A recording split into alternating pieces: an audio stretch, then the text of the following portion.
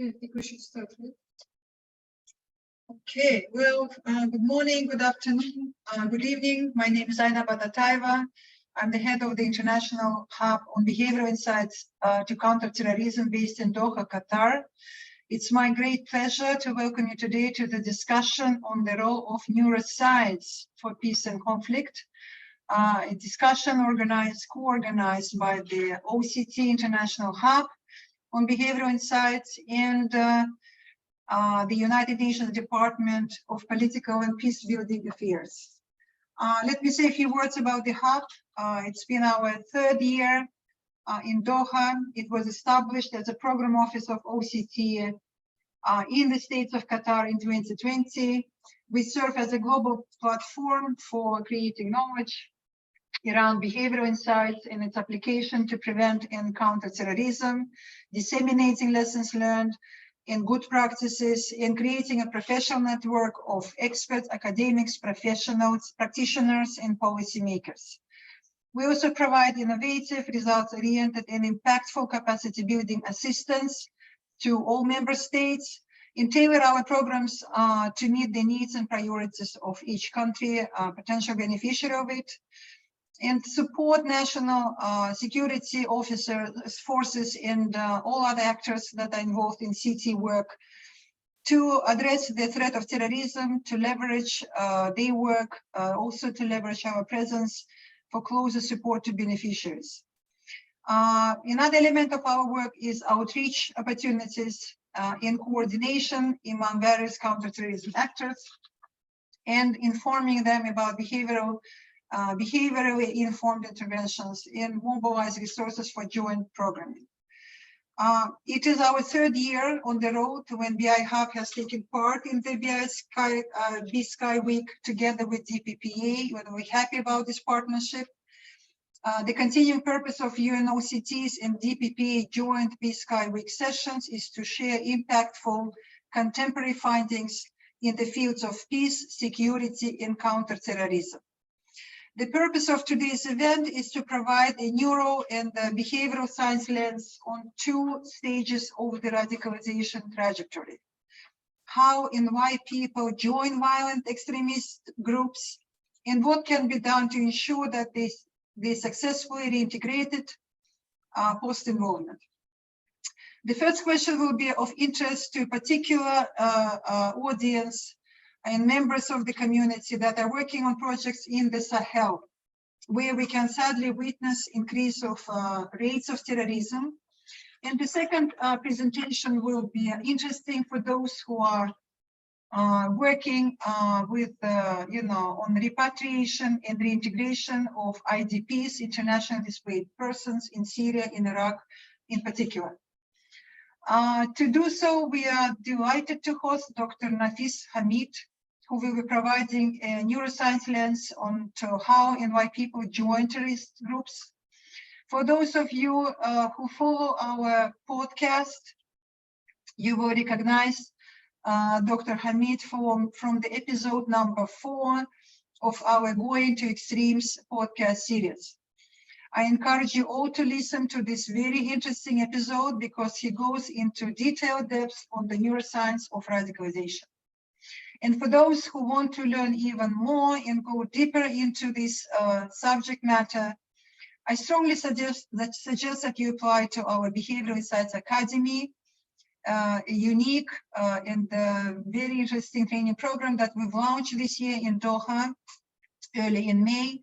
It provides a 5-day intense course on many subjects that are around behavioral insights, and it's used for PVCT and teaches theoretical and practical elements of psychology, social psychology, and behavioral economics.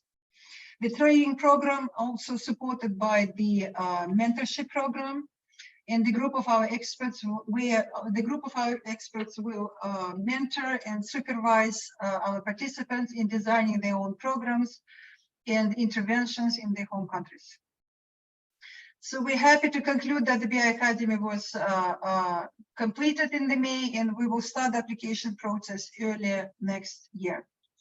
Let me now hand over to my colleague and partner in this event, Mr. Martin Welsh. Martin, over to you.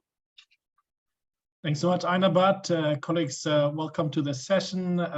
Good morning from New York City. We are so excited to be part of this third session we're hosting together with OCT, doing a deep dive on behavioral science in the concept of peace and security. I lead the innovation team in the Department of Political and Peacebuilding Affairs, where we indeed look at new practices and methods to advance the work of conflict prevention, mediation, and peace building. And also a quick reminder that behavioral science is part of the Secretary General's Quintet of Change. So basically a big piece of the puzzle to help bring this organization up to speed with regard to the challenges of the 21st century. Now, a quick reminder also on the fact that behavioral science for us is an opportunity to basically talk about how we can generate pro-social choice, and that is relevant in the context of reintegration, but also any other challenge that we face when we want to overcome conflict or address radicalization and terrorism, as Dr. Einabat just elaborated on. Last year, we launched a game that helped you, colleagues out there, to learn more about behavioral science. It's called Sweet Victory. I'm going to drop the link also in the chat. So, and on top of the Behavioral Science Academy that OU and OCT is organizing every year, we also have a learning resource that is available at your fingertips to get a bit more sense for how behavioral science works in the context of peace and security. Now, I have one advantage to all of you out there. I saw the PowerPoints of the two presenters, so I know that this is going to be an exciting session. After Dr. Nafis, we're going to have Professor Kirsten Kauf, who will present her latest research. Let me just say a few words about her. She's a professor at the Department of Political Science at the University of Gothenburg, and truly an expert on survey methods and experimental design. And she will talk about a study she recently conducted that looks at drivers of forgiveness versus revenge among different groups in Iraq and elsewhere. And we'll also elaborate on issues like stereotypes and inequality. So that promises to be very exciting. This session is recorded, as you might have already seen, so it will remain as a resource on the United Nations Innovation Network website. And you will also have access to other recordings of the Behavioral Science Weeks. As you know, we have a range of activities happening this week, so I encourage you to participate also in other sessions. We will have, after the presentation, time for the Q&A session.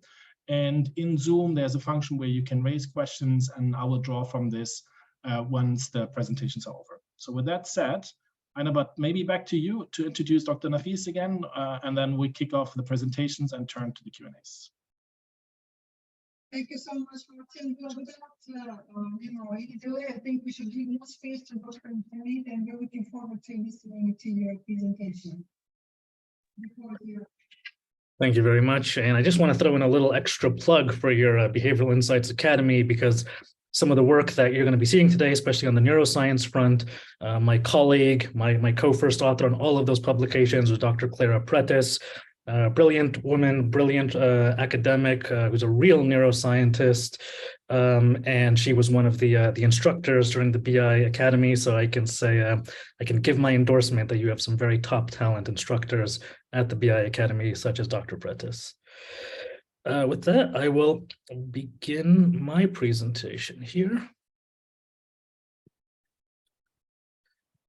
So yes, I will be sharing some of that work with you today on neuroscience of peace and conflict, based at King's College London. I'm the research and policy director for a project called Accept, and I will go into that in a little bit. So I want to first talk a little bit about, we use this word terrorism and violent extremism quite a lot, but I want to just talk first of all sort of how me and some of my colleagues at the organization I used to work for called Artists International, the way we sort of conceive of this. I'm sure many of you have probably heard of rational choice theory or rational actor models. It's this idea that people make decisions based off of weighing the costs and benefits of any particular decision. So it's oftentimes used in international relations. It's the idea behind things like sanctions or foreign aid incentives.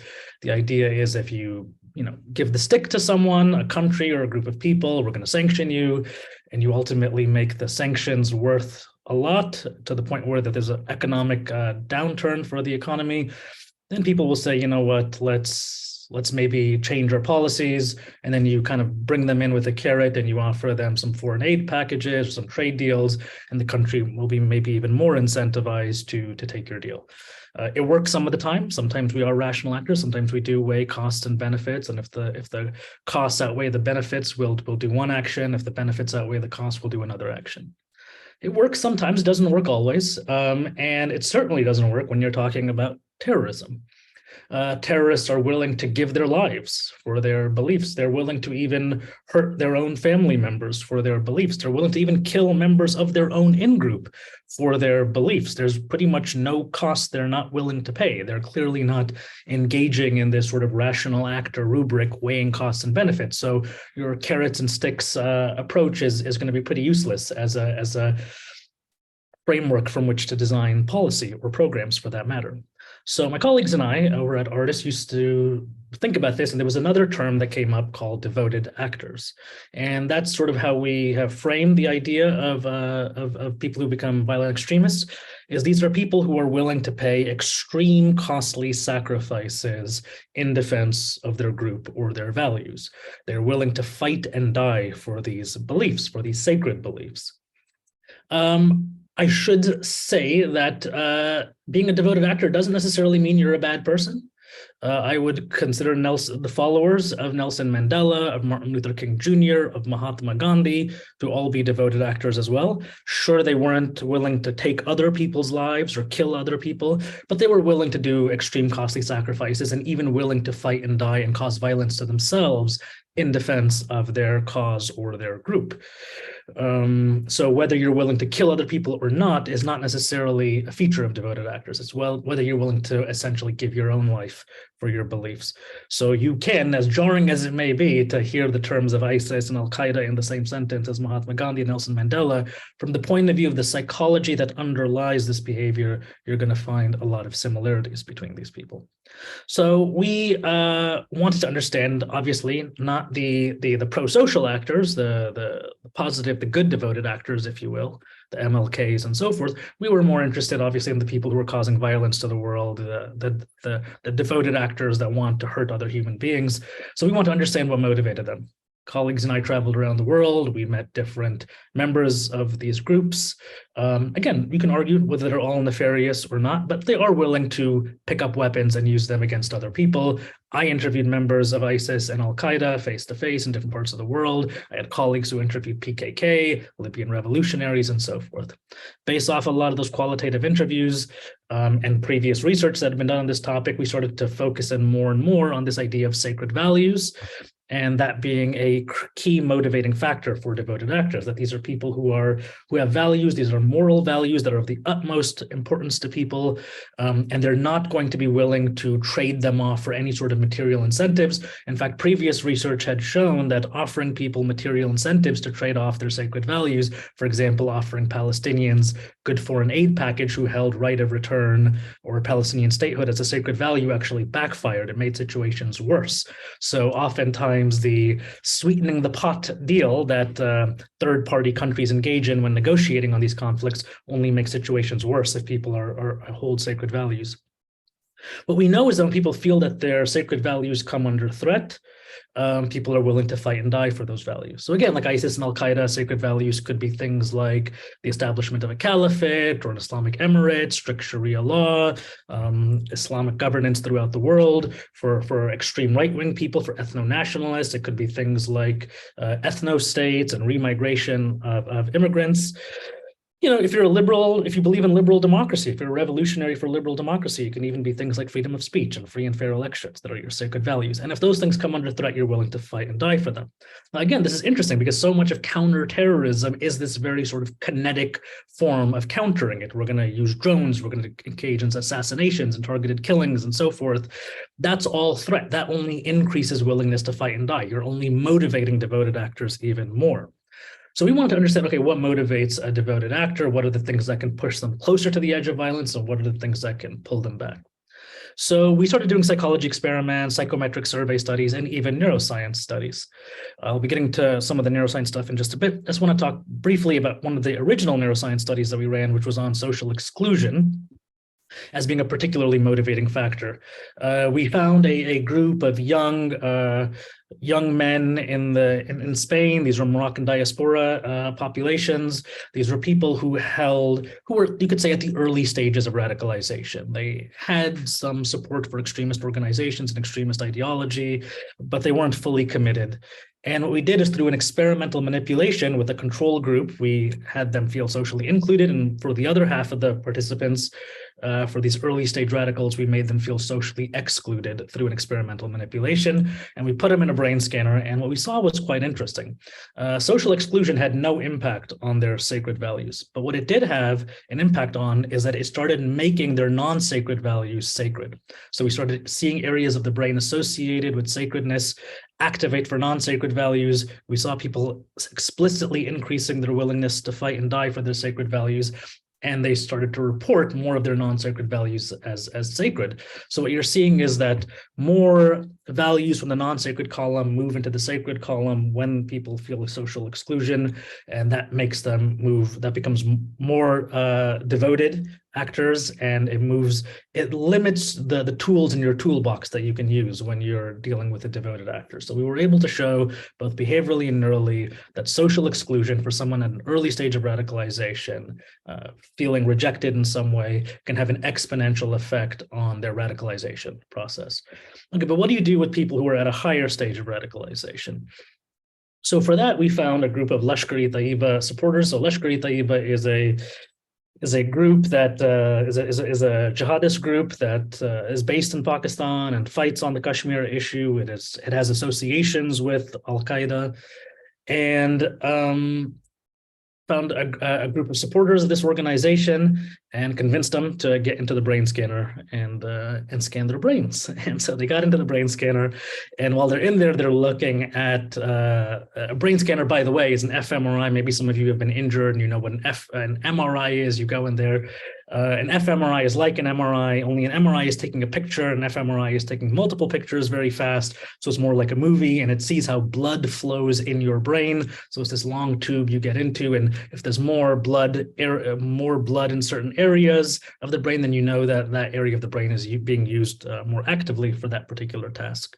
So these people are sitting inside the scanner, and they're looking up at the values that we have ascertained beforehand are either sacred or non-sacred for them.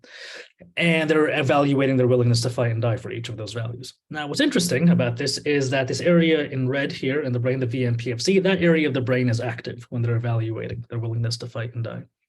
This is an area of the brain that is involved in emotional integration. It's sort of like an I want part of the brain. This is what I want in this moment. Another area of the brain that's offline during these tasks is dorsolateral prefrontal cortex, which is involved in, amongst many other things, executive functions, including emotional regulation and self-control.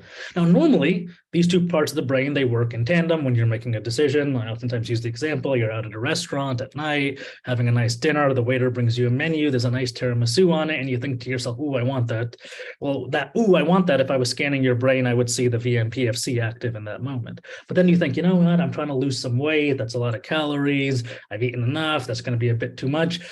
That would be your DLPFC active in that moment. If I was scanning you at that moment, these two parts of the brain work in tandem. One area of the brain sort of wins out, and you either order the tiramisu or you don't. This is how normal decision making takes place. For our participants, when they're making a decision about whether they want to give their lives or not, the VMPFC, the I want part of the brain, if you will, that's running the show. The other area is basically deactivated. So that's a bit concerning, but it doesn't mean that that area of the brain can't be activated. It's not like there's anything wrong with their brains, or it's not capable of turning on. The question is, how do we actively turn it on? And we know that you can't argue with these people about their ideology. That's just going to cause them to feel a sense of threat, increase their willingness to fight and die. So we use another experimental manipulation, which is a social norm intervention. We basically show them the values again, and they looked at their willingness to fight and die for each of these values. They could see what their willingness to fight and die was on a scale of 1 to 7, and then they could click a button, and then they could see what the general community, not other Lashkar-e-Taiba members, just general other Pakistanis in the community, what they thought about willingness to fight and die for each of these values. And they knew we were out there, me and research assistants collecting survey data, so they knew we had this data. What they didn't know is that this data was made up as an experimental manipulation. So half the time the community's willingness to fight and die was the same as their willingness to fight and die, and half the time it was lower. It was a few points lower. And then so they look at that and then they reevaluate their own personal willingness to fight and die. Now, what we found was that when they saw that their community didn't agree with them, that they had lower willingness to fight and die than them, this area of the brain, the DLPFC that was previously offline, the area of the brain involved in, amongst other things, executive functions, came back online. And we saw that people conformed. They actually explicitly lowered their willingness to fight and die to match the general community's attitudes about this. And the degree to which they conformed was predicted by the degree of activation in the dorsolateral prefrontal cortex. We also saw that these two areas started to communicate again between each other. So this is a very powerful tool that you can see now. That we oftentimes think we have to convince people that their beliefs are wrong. We have to challenge their ideology, when the reality is oftentimes that backfires. If people just feel that they're out of step with what their community wants, they'll automatically lower their willingness to fight and die. The areas involved in executive function will come back online and start recommunicating and inhibiting even areas related to sort of this I want, this subjective value part of the brain. This is particularly important, but there's one key element. This connects to the previous topic that I had discussed, which is about social exclusion. This manipulation, this tool, this intervention, this only works if people still feel part of the broader community. So in this case, the Lashkar-e-Taiba members still felt like they were part of the broader Pakistani community. They still felt that they identified with them. They were still part of the in-group with them. And so when they realized, oh, our in-group, our broader in-group, maybe not other members of this organization, but our broader in-group disagrees with us, that lowers their own propensity towards engaging in violence. It doesn't work if they reject that group, if they think, okay, this group is not one of us. So when we think about oftentimes in the wake of a terrorist attack or whatever, we oftentimes ask people who are part of this broader community to condemn the extremists and to exclude them and to say those are not one of us, et cetera, et cetera.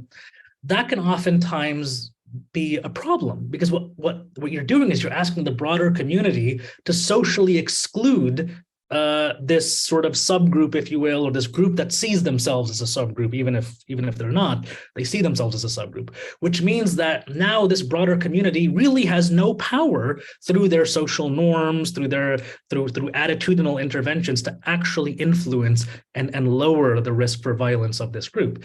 So you always need to make the extremist group, make them feel like they actually belong, embrace them, make them part of the in-group, and then through social norms, which can include condemnation, but not to a degree that it makes them feel socially excluded, can actually lower their willingness to fight and die. And we can talk a little bit about what those social norm interventions are. There's a lot of great people who are doing research on that, on media, on the use of soap operas, on the use of art and comic books and TV shows and so forth.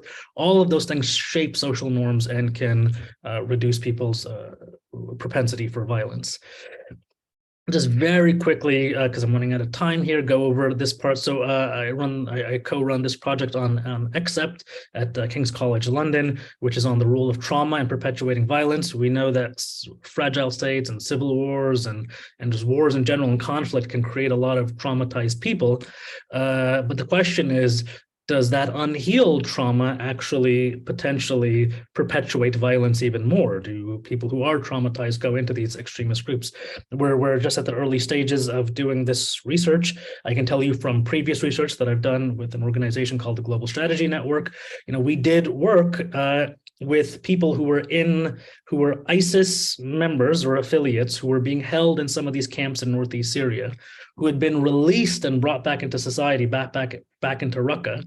And we did survey studies, with them to see sort of what their trauma and their propensity towards violence is.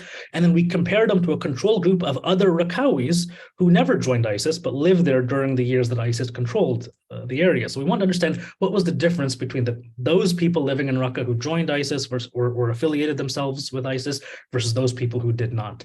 After looking at all sorts of factors, there were two factors that stood out. You need both of these factors to have predicted whether you were going to be affiliated with ISIS or not. One was high adverse childhood experiences, which is a form of which can lead to complex trauma. This is real traumatic childhood experiences like sexual abuse and real parental violence. But that wasn't enough. High adverse childhood experiences was not enough. You also needed to have extremely low social capital. I have fewer people in my community who I can turn to for help when I need it. If you have this toxic combination of high adverse childhood experiences and very low social capital, we could then statistically predict whether you were going to be an affiliated with ISIS in some way.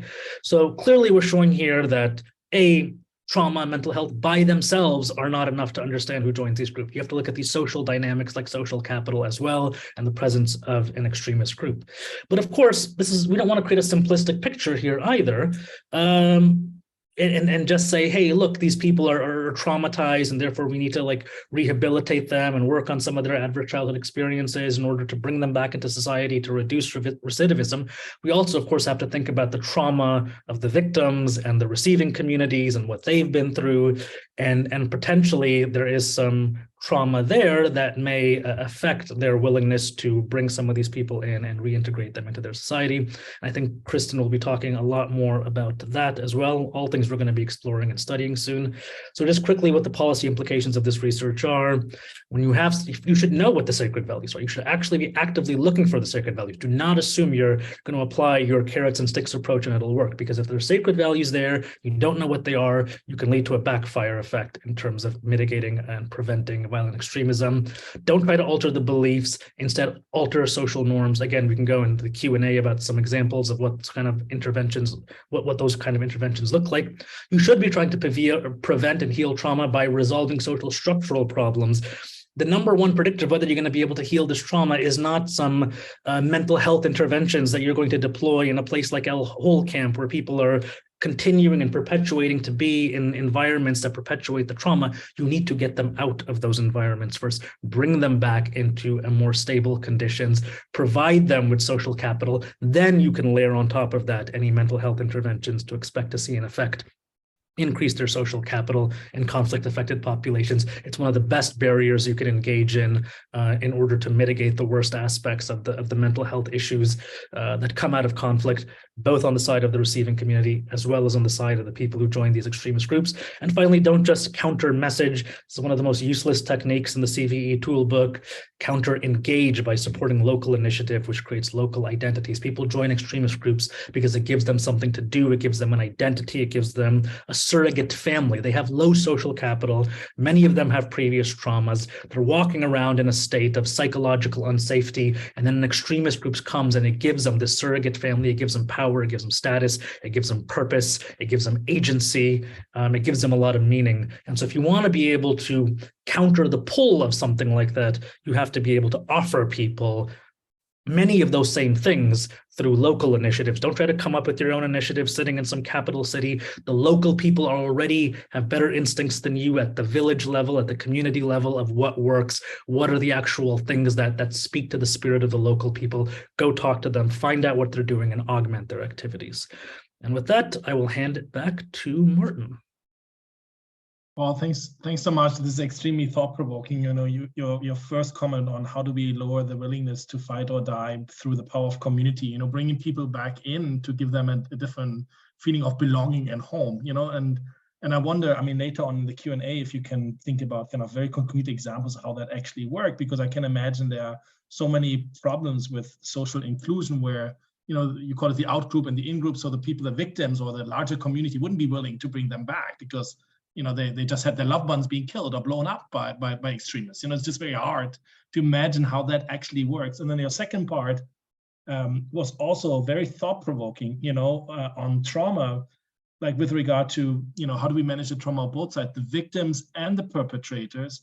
And then you made me think about that probably prisons are not the best place to heal for those who committed the crimes. But, you know, how do we make that happen in processes where, you know, countries and societies are so deeply divided, and there needs to be some kind of retribution or kind of, you know, punishment for the crimes that have been done. So I hear you loud and clear on prisons are probably not the best place to recover, but then likewise, how do we make that happen in places that are just so highly charged with emotions and memories of the past? Now, with that larger picture, we moved to Kristen to hear more about her recent study. So we thought, just colleagues out there, that we do a large picture first with Nafis, and then we do a little bit of a deep dive on her recent study. And as I mentioned, she and a group of researchers with her have carried out a survey that looked at the drivers of forgiveness versus revenge and other issues related to clientelism, stereotypes, and inequality. So, Kristen, good to have you with us,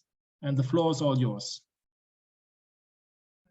Thanks. I can't turn on my video, or should I not?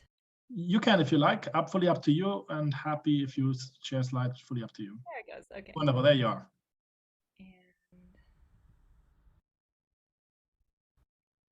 And let's see. Let's put it in.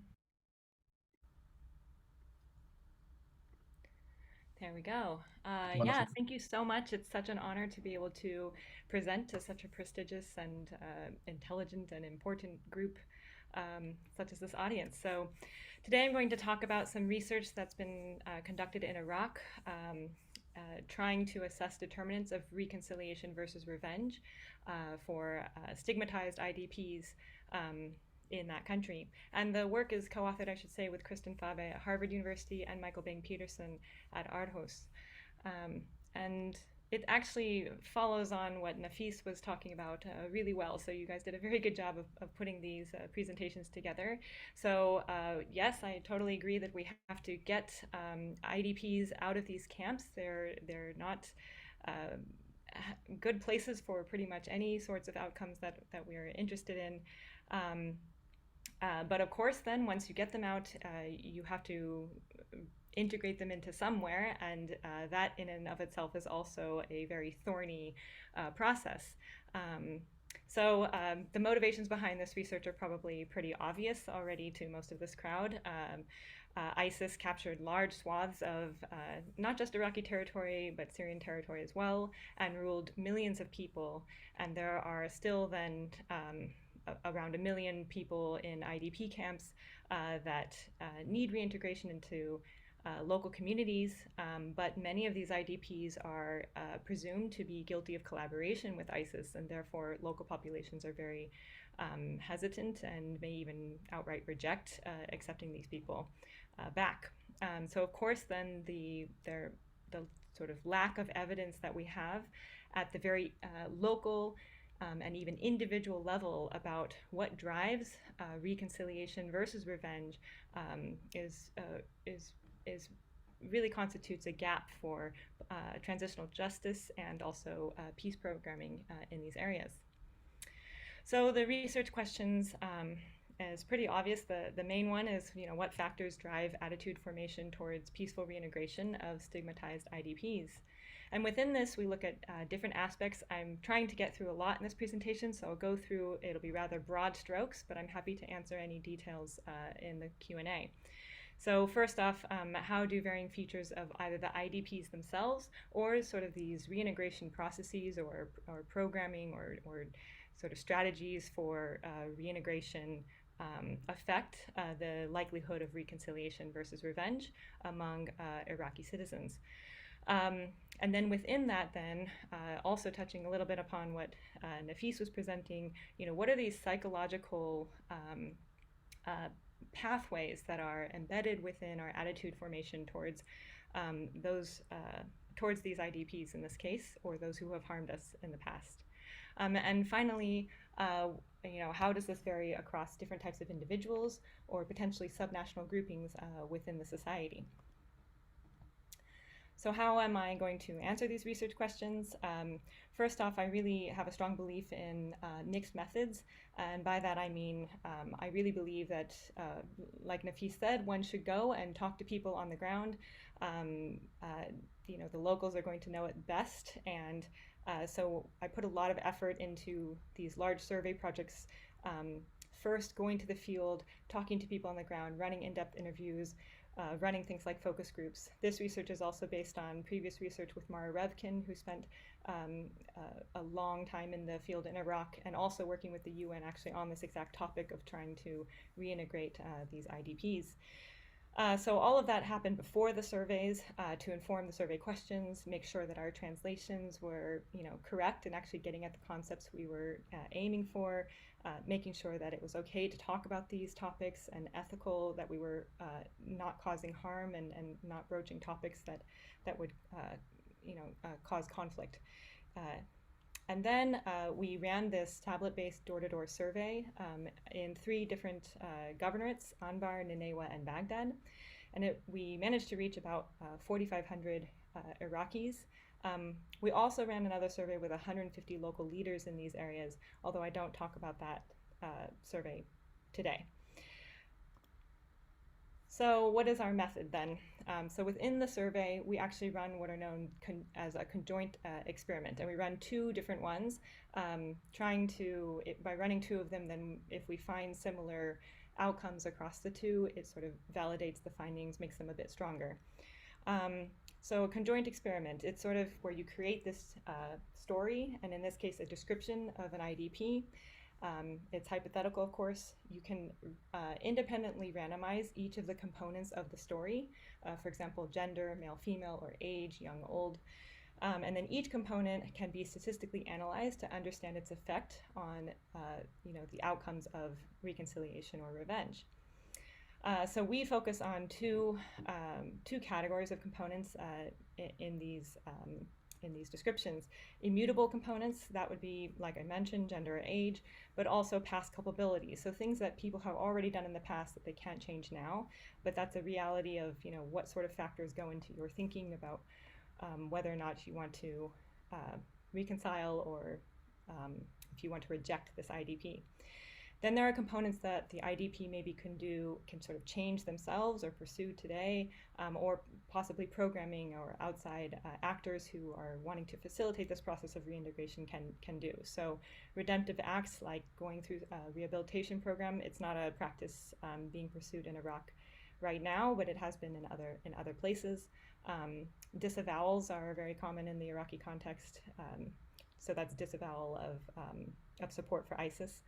Sponsorship would be more of this, other actors coming in to help or trying to facilitate this process. So kafala, like sponsorship from local leaders like tribal leaders, or of course things like development programming. So now I'm moving into presenting you with these scenarios. So there are 2 experiments, remember, so 2 different scenarios. And a given person receives only 1 scenario for each experiment, but there are hundreds of possible types of scenarios. And what's happening here is then anything that's bold and underlined and in these brackets, that's the component that's being randomized in and out. So here you're going to hear about this hypothetical scenario. We make sure that they know it is hypothetical, it's not realistic, or it's not real. But imagine that this Iraqi citizen wants to move into your neighborhood. So that brings it really close to home, right? It really gets it to the individual level. And these are the people who are, they're the ones that are making the decisions about if they're going to accept this person or not. A woman accused of joining Daesh when she was 35. So we've got gender and age. Age had older and younger numbers. During a comprehensive investigation, it was concluded that this Iraqi citizen chose to cook for fighters of Daesh, and she did not engage in any other actions. So chose or did not choose, so this is the volition behind the act. And then the act is sort of a scale of 5 different types of acts that vary in terms of like closeness to violence. So the harshest act was being a fighter. The maybe weakest sort of collaboration with ISIS was just paying taxes, which most people did in areas that were ruled by ISIS. This woman has publicly denounced Daesh, denied any allegiance to the group, and affirmed that she has done no harm to the community. That is a classic disavowal. The other arms in that were that she swore on the Quran that she publicly denounces Daesh, or it's just a control arm. And then this woman has gone through a United Nations rehabilitation program. We defined what rehabilitation program meant in the survey, and the actors here could have been a United Nations or an Iraqi state program, or did not go through a program, is the control. And finally, she plans to help the military and the police combat Daesh. That was one arm. Another arm was she plans to open a business and hire locals. These are sort of future contributions that this IDP could potentially make to a given community. And then there was also a control arm there. So putting it all together, these are all of the components. It's a lot of detail. I'm not going to go through it now, but you can for sure ask questions about it. The second scenario then tried to vary more about sort of the conditions surrounding the IDP. Imagine a man, so again, this is gender, wants to resettle in your neighborhood after spending some years in an IDP camp. There are rumors that this man had a brother who supported Daesh. The other arms are personally supported Daesh versus a control. This person denies allegiance to Daesh. The other arm was just a control, something like this person just wants to move into your neighborhood. Local tribal leaders are sponsoring his resettlement, so it could have been also religious leaders, the Iraqi state security forces, or no local leaders sponsor him. Residents in your area have been consulted and are against. It also could have been are divided or are for his resettlement versus a control where they weren't asked. And finally, currently multilateral or aid organizations are offering trainings in mental health support, legal assistance, for this IDP, or sorry, to the communities that are accepting these displaced Iraqis. The other arms were funding versus there is a lack of support to help communities that are accepting these people. So these again are all of the arms all together. So then those are sort of our what we would call driving factors of whether an IDP is allowed to reintegrate and also to be reconciled with. So we developed these indices of reconciliation versus revenge. We used previous indices that have been already tried and tested in like psychology and other political science studies. But we also added additional ones for this specific context. And what both of these really try to do is put together a bunch of different questions that surround this similar topic of reconciliation or revenge. We use principal component analysis, which is a statistical procedure to ensure that all of the questions are sort of hanging together well. And we did find that there was like there was mostly coherence among these different factors, but they also, I mean, it allows for a very multifaceted measure of each of these outcomes to be used. So these are our outcomes. And this table may look daunting. There's a lot going on in here, but I'm going to try to simplify it for you. So what's going on here is anytime you see one of these black circles, that is sort of the outcome. That's the effect that we got for each of the given arms of the experiment. And the further away the black circle is from this vertical line, this vertical black line, that is the larger the effect, okay? And with each of these black circles, you can see these little whiskers to the left and to the right. That's the error surrounding that point estimate. And if those whiskers are not crossing the vertical line, then the finding is statistically significant. If they are crossing, then we can't say that there's really any difference by saying these things in these profiles. So you may notice that first, these top factors, which tend to be these immutable factors actually. So it's things like gender or what they did with ISIS in the past, whether they chose to do that voluntarily. Things that cannot be changed now, those have the largest effect on, this is reconciliation you can see here. It ranges from a scale of 0 to 1. So that's sort of depressing outcome in that we cannot change these past behaviors. But there is some hope. Still, things that IDPs promise to do in the future can actually potentially help them with reconciliation, particularly if they're going to help, for example, the police or military fight Daesh. And this is the second part then. It's the outcome of revenge, right? Same thing, 0 to 1 scale. And again, we're looking at how far are these black dots away from this vertical line.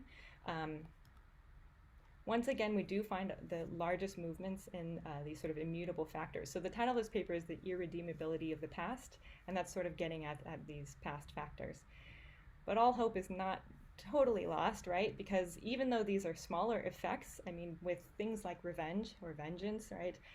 Even moving the needle a small bit can have potentially large impacts or effects at the local level. So we do find here that this sponsorship by these sorts of leaders, the security officials are related to the state, the two other are not, can help to sort of diminish revenge.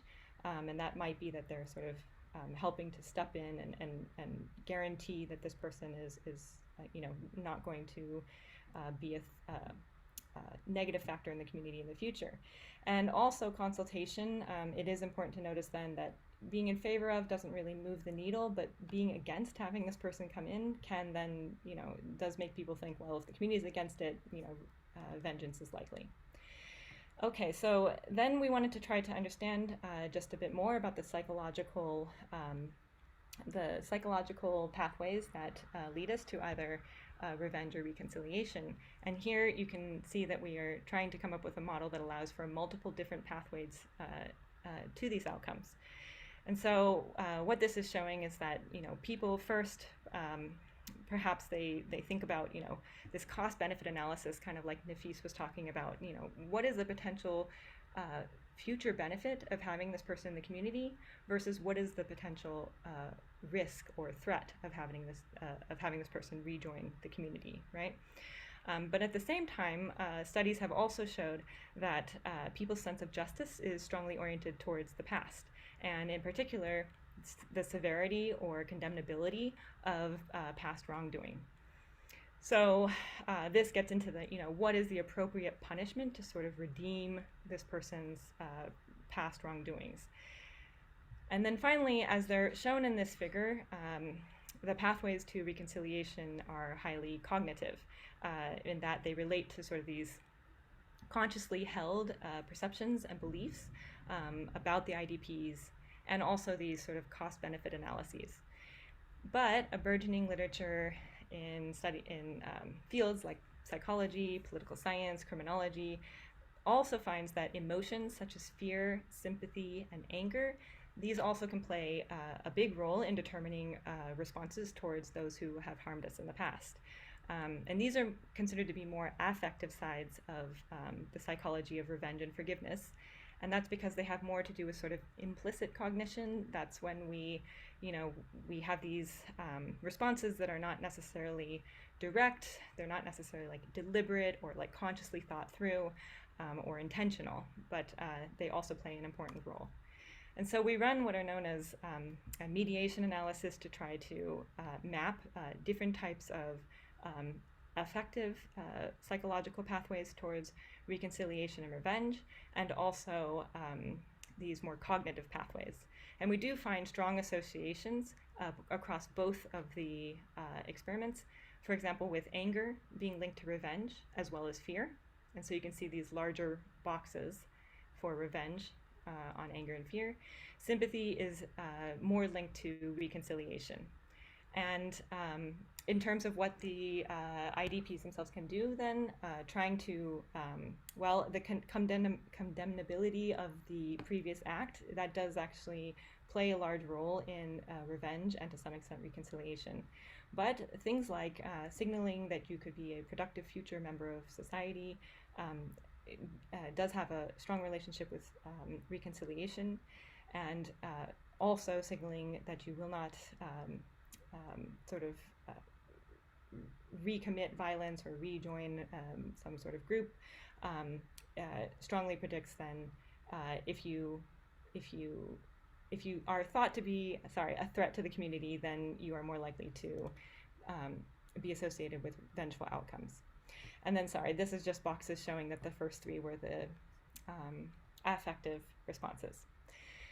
The last part of the project really tries to consider then, okay, what does this mean on the ground at respondent level? And the biggest effects that really stood out were at this sectarian level. Shias are definitely much more vengeful and less reconciliatory than Sunnis. Maybe that's not all that surprising, but there are also these interactive effects sort of going on underneath that. So male IDPs are actually suffering more vengeful responses among Shia, as well as less willingness to reconcile. So And then we talked about how these, what can be done to help reintegration, and that didn't look that promising in the whole population. But when we look at Shias versus Sunnis, for Sunnis specifically, development funds and training did increase sort of these tendencies towards reconciliation, and also the rehabilitation programs. So these are these sort of programs that are for de-radicalization. They seemingly can diminish revenge tendencies among Sunnis. Gender, we also found that males are significantly more vengeful than females. So this gives us some idea of how to target programming and which types of programming should be pursued. So the conclusions are really that the past does hold this particularly powerful effect on reconciliation and revenge in post-conflict situations through both these cognitive and affective pathways. But techniques for trying to encourage reintegration and reconciliation, they can work, and it very much can depend, though, on the community or the individual being targeted. So that's something important to keep in mind. And legal programming to both establish facts of what happened in the past, but psychological programming also to promote sympathy and diminish anger, while also, of course, taking care not to create this sort of sense of rewarding transgressors. These things hold promise sort of for this future of a positive reintegration climate. I very much welcome your comments, and I have some other works that are on this topic in case you're interested. So please do reach out. Kristen, thanks so much for this deep dive on the study you and your colleagues carried out. What I learned, I think, from this presentation again is that behavioral science requires a very structured process of data collection and analysis, something we often kind of diminish in the speed we have in the United Nations, where programs need to be rolled out, conceptualized, and evaluated. So that kind of meticulous academic, but in the end of the day, structural work on behavioral science is so important so that we can actually craft more meaningful interventions. And then the second point that I was happy to hear was that development, funds and programs actually increase the reconciliation. So I'm happy to hear, that the hard work that is carried in the field actually yields some responses. We have heard over the last year so much critique of international humanitarian development programs, but good to see a study that actually proves scientifically with data that there are some results from the interventions we have seen. And then likewise interesting conclusions you presented on gender perspectives. And when it comes to anger and sympathy programs, I wonder how that would actually look like in practice. Now, colleagues out there, please use the Q&A function for questions you might have. I saw that there are some questions out there that I'm quickly going to summarize for the speakers, and then I'm mindful of time. So we will go a little bit over, but not too much as we have this limited time slot. So maybe for Nafis and Kristen, and I'll turn first to Nafis maybe, because you talked first about the social norms, and that's the hardest one to address, right? I mean, legal norms we can change. We just change the constitution or the law, but like social norms are the norms that we haven't spelled out, that are kind of traditions or things we just do. We don't even know that we do them. They're very, very hard to reprogram. So there was a question in the Q&A about kind of give us examples for social norms interventions. What has worked and what have you seen being helpful? The same would be for Kristen as well. And then Nafis, you also talked about the turning points for people to fight and die or not. If you can elaborate on those turning points, those tipping points where one either joins the dark side or the more the bright side of society are critical ones. So thoughts on those two issues would be much welcome. Again, on social norms intervention you have seen in the practice that work or don't work, and then some more thoughts on the tipping points, the turning points where people decide which side they actually pick. Maybe first over to you, Nafis. Yeah, sure. So there's been research done on sort of mass media and social norm interventions. I think Elizabeth Pollack is probably one of the most famous researchers who's worked on that. For example, in Rwanda and DRC and other areas, looking at soap opera, radio programs, showing how people's personal beliefs don't really transform when they watch. I mean, in the case of Rwanda, it was like a Hutu and a Tutsi falling in love with each other, and the family struggling with that relationship and dealing with issues of reconciliation and just cooperation, whatever you want to call it, where the families are struggling with these tensions. And obviously, it's clear that the goal of the show is trying to ultimately push social norms more towards that we should have some sort of reconciliation. People who watched that over a year didn't change their beliefs personally about reconciliation or cooperation. If they didn't believe it before, they didn't believe it 1 year after listening to the program. But what they did do is they changed their perception of the social norm. So they now believe that other Hutus and other Tutsis felt that reconciliation and cooperation is important. And that actually had an impact on some of these behavioral outcome measures that Elizabeth Pollack measured. There's been other research done in Mali as well and in Nepal. And I'm aware of some of these programs that have come out of that in Pakistan and other areas using mass media. I mean, you see it even in the West, how much popular shows or popular culture can affect people's perceptions of social norms about things like LGBTQ rights, for example, and how that massively shifts social norms very quickly, quite frankly, which can actually change behavior as well. People actually start changing their behavior. The problem is it doesn't change underlying beliefs very quickly. So social norms can move in one direction very fast.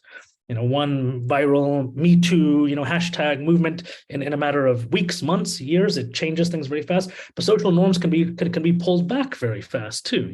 They can revert in the opposite direction very quickly. You have one politician who gets elected and they can normalize in totally different social norms and pull back social norms that have taken 30, 40 years to get to a particular place. So social norms, I would say, is actually quite amenable and has a quite privileged effect on people's behavior. It's the underlying beliefs that don't change too quickly, and that I think is much harder. But that's using mass media. I actually think that probably the best use of social norms is something much more local. The friends, the family, the immediate community that's surrounding the people. What do they think, and how do they voice their attitudes about some of these issues?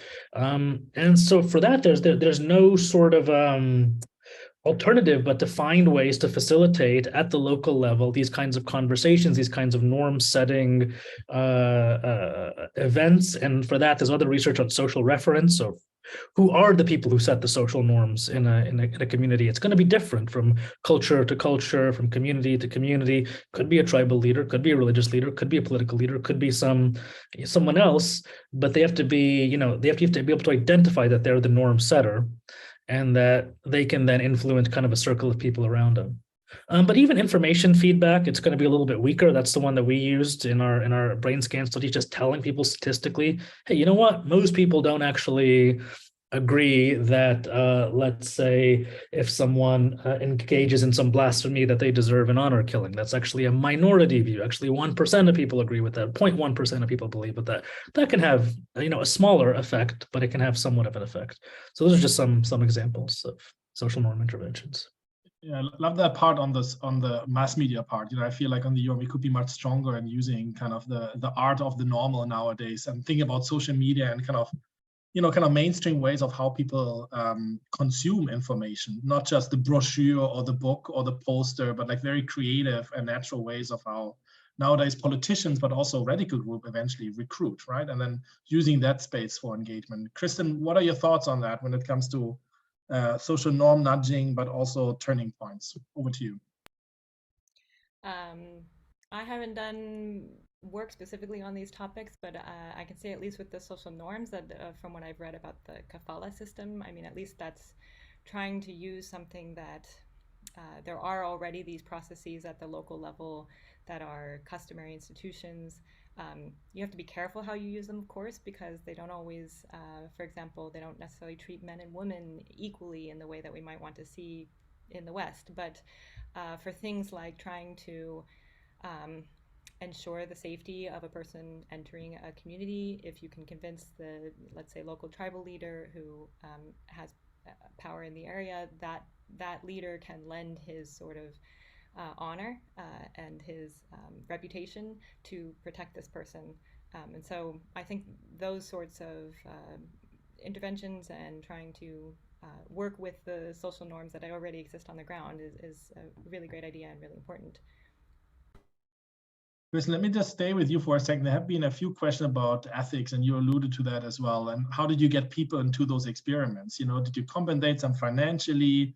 Like, how did it work? That would be super helpful to hear. And then you also talked about the role of the camp. Nafis talked as well about safe spaces. You know, the fact that we need to bring people to other places, move a muscle, move a thought, you know, like bring them to other ways, other physical places to engage.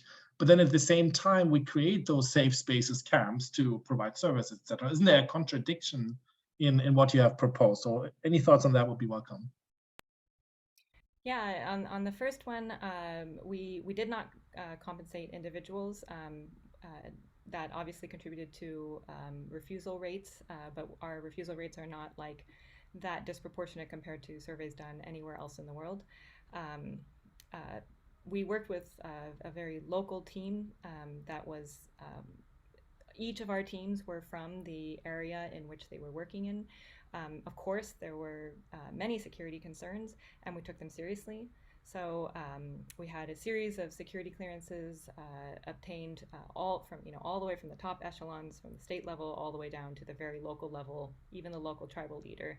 And all of these had at least the opportunity to look at our questionnaire and ensure that they agreed with what we were doing before we started work. We informed respondents, of course, of the nature of the content beforehand, and allowed for withdrawal at any time or refusal to any single question. And we also made sure to do these interviews inside of households, not like on the street or in camps where the walls allow neighbors to listen in and hear, and maybe could get a person into trouble if their neighbor doesn't like their responses. We avoided any areas where it was too sensitive. So yes, dealing with popular mobilization forces, all of this, we were very sensitive to all of this, and it did mean that we had to drop some of the chosen sample places for sample neighborhoods. But of course, in the name of security, it was worth it. And it did take quite a long time to gather all of this data. But I was in constant communication with the teams locally, and of course tried to make them, tried to make sure that they knew that they should always favor safety over anything else and prioritize it. And then you asked about the camps, and I realized that these camps were set up to help these people in need, and that often is the case with all camps, refugee camps, everything. But just because they start out that way does not mean that that's how they end up. And I think most of this crowd probably knows that the conditions in the camps are quite dire these days, in part because of lack of funding, in part because the nature of a camp, it's a place where you put people usually to sit and wait for something to happen, for something to change, and then they're just sitting there sort of wasting away their lives until that change can happen.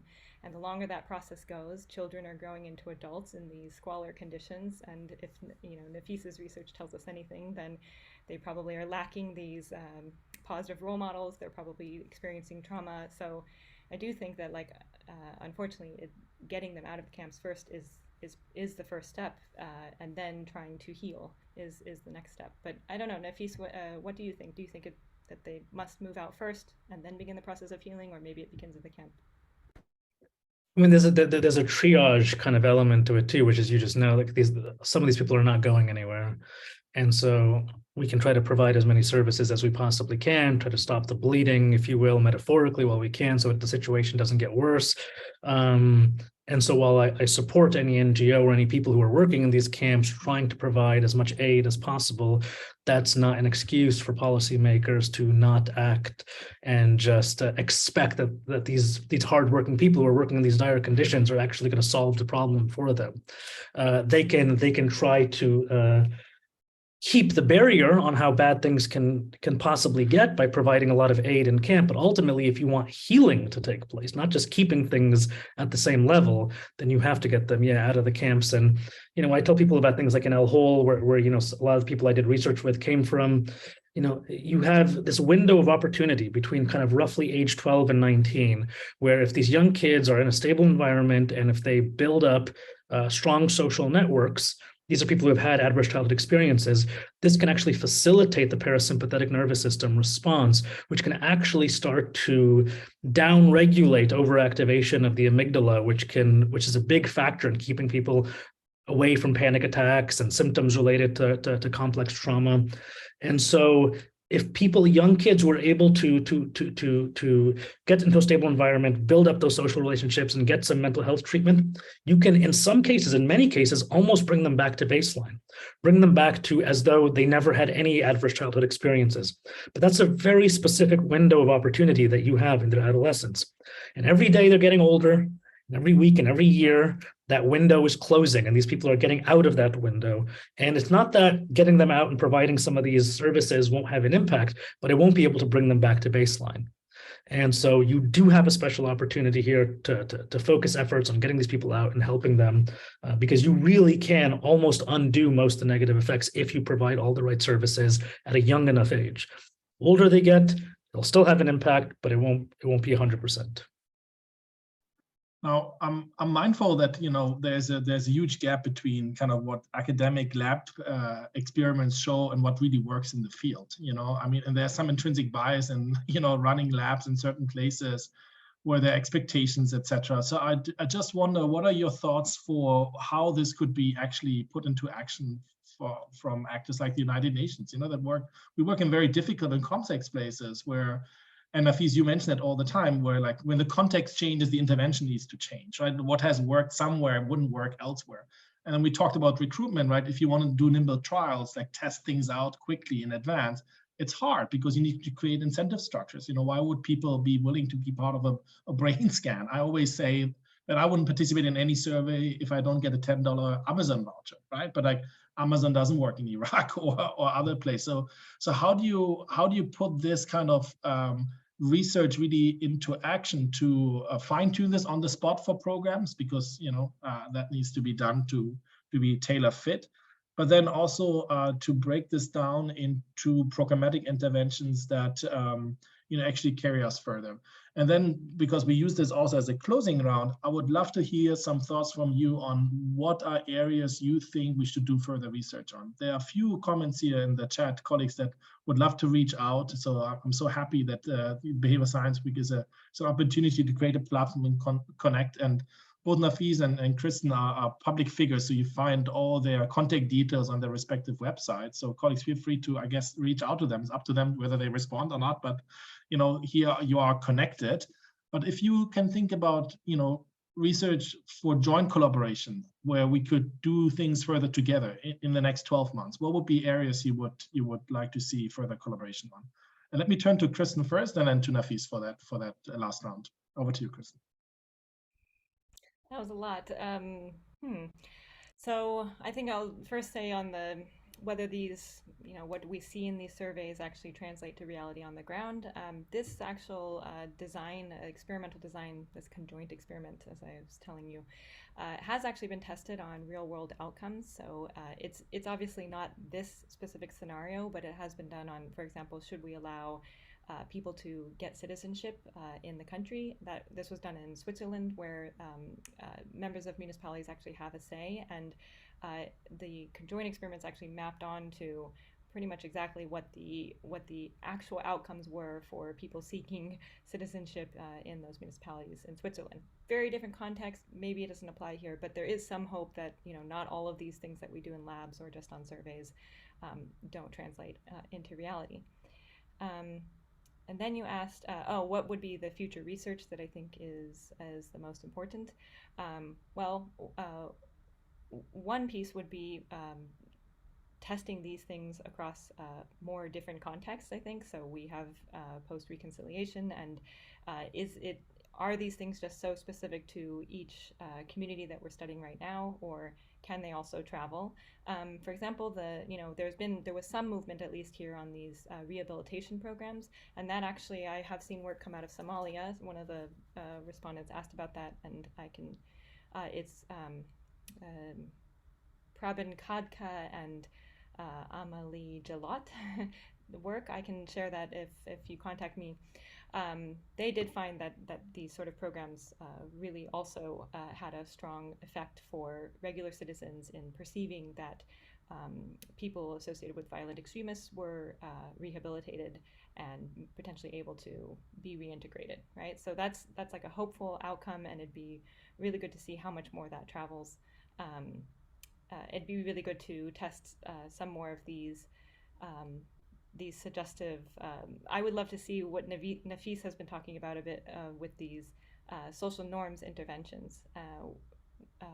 How much can those have an impact, like in Iraq? So, for example, the work that was done, I think it was Rwanda, where they had this, popular television series, disseminating these messages of reconciliation. Can that work in a place like Iraq? We know a lot of Iraqis actually, and Arabs in general. I spent a lot of time in the Middle East. They love these musalsalat, they're called, their series and their kind of dramas, and that's a great way to reach people, I think. And then just a final note on why would people take these surveys? I think there is also a big distinction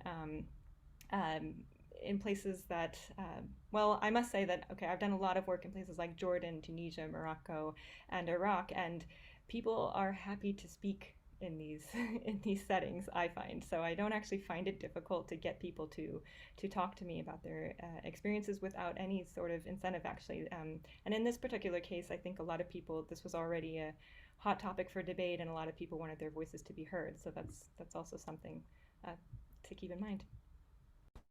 Thanks so much, Nafis. Any thoughts on, future research, but then, potential areas for collaboration as well? Yeah, so I totally agree. People want to be understood. I think that's a big reason for why people participate. No one sees themselves as the bad guy, including all the jihadists that I've talked to and white nationalists and every other militant group. They see themselves fighting on the right side of history. And if they think you're going to genuinely try to understand them, they want to contribute. I would say also, in terms of how do you, I think there just needs to be a lot more focus on a lot of these conversations happening less in places like London and New York or in capital cities. Again, going back to the point that I was making, like the locals know, the locals understand the dynamics, and there's local organizations who are really good actors, who are highly credible, who have already buy-in from the community, already have status and already have credibility within the community. And some of them are trying on shoestring budgets to try to make a little bit of difference. And I think a lot of funding would be better served just going directly towards these people, and not just in project funding. Project funding just depletes these organizations and constantly have to chase more funding. They need institutional funding. So provide them with institutional funding so that way they can just do the good work that they're doing. Doesn't mean you shouldn't have oversight and you shouldn't monitor and evaluate and all of that stuff. Absolutely do that. You're spending, taxpayer money or whatever on these sources. So do that, but you need to really give institutional funding and freedom to the local people to sort of do the good work they need to do, and then, maybe connect them to outside experts who can maybe bring in some sort of broader understanding of, in this context, this worked. I don't know if it's going to work in your local context, but you wouldn't have maybe become aware of this other effort that's being done in some other area, and it may jog the creativity of the local person on the ground, and they'll find a way to use some of those ideas in a tailored way. So ultimately, I would say, give the money and try to get out of the way as much as possible. I think trying to design and come up with these ideas, sitting in, I think there's a research or policy equivalent like this, like Sykes-Picot type way of thinking still, of we're going to solve these problems sitting 1,000 miles away, and hopefully we can come up with the programs, we can come up with the campaigns, we can come up with the social media content. No, you can't. It's going to be bad. It's not going to resonate. Get out of the way. Trust the local people. And in terms of future research, and Krista and I will hopefully be working on this together, which is trust in institutions. I think that's really important. I think a big thing, when I talk to people, maybe on the reconciliation side, and you can tell me, Kristen, if this resonates with what you're discovering, which is people also want justice. The justice is this really important thing to them, saying, if these people are going to be brought back in and given all this rehabilitation programs, what about us? We're the victims. Why aren't we getting any services? Why are they getting all the services? What sort of justice was even served? But also trying to So I think justice needs to be served. They need to trust that the institutions are going to serve that justice. If they trust the institutions and they trust that justice has been delivered, I think they're going to be much more open to accepting people back in. But it's also about shaping what justice means to people, right? There's a difference between an eye for an eye justice, blood justice, versus something that we may consider to be a bit more humanitarian or compassionate form of justice. So then the question is not only how do you provide a sense of justice through distrustful institutions, which in many cases, they're not to be trusted. A lot of local institutions should not be trusted. They are corrupt. And so you have to deal with sort of those systemic factors. But then ultimately, what can make a receiving community maybe not want as much revenge justice or an eye for an eye justice, but maybe something a bit more humanitarian? And I don't know, I have intuitions about that, maybe, helping to shape some of their perceptions about what motivated people to go in the first place. I found just in general in my work, when I go out and I talk to people in the world, helping people understand the motivations and the reasons for why someone joined does a lot in terms of increasing their perspective taking and empathy and willingness to think about things in sometimes a less punitive way. But that's a hypothesis that I have, and that's based off my personal experience. But we'd have to see, does that apply in every community, and how much, again, of healing the community's trauma as well? How much does that act as a barrier to people? That's a barrier to empathy. It's a barrier to perspective taking if you're still traumatized. So multifaceted approach. But happy to hear Kristen's thoughts on that too. Well, thanks to both of you for this very thought-provoking session. I think the power of science is really about challenging assumptions and like kind of nurturing our thinking about how we can improve programs in a very, very structured way. And both of you presented kind of from your research some insights with regard to sacred values, how to lower the willingness to fight or die, and issues how to address anger and sympathy and revenge in a very concrete manner. Big thanks to the colleagues out there that joined us for that session and the questions that made it, even richer. And I hope all of you tune in for further sessions of the Behavioral Science Week, and hope to see you all at next year, actually, another session. Hopefully we're organizing again on behavioral science in the context of peace and security. So again, big thanks to Nafis and Kristen. Have a wonderful day, colleagues out there, and see you all soon. Thank you for having me.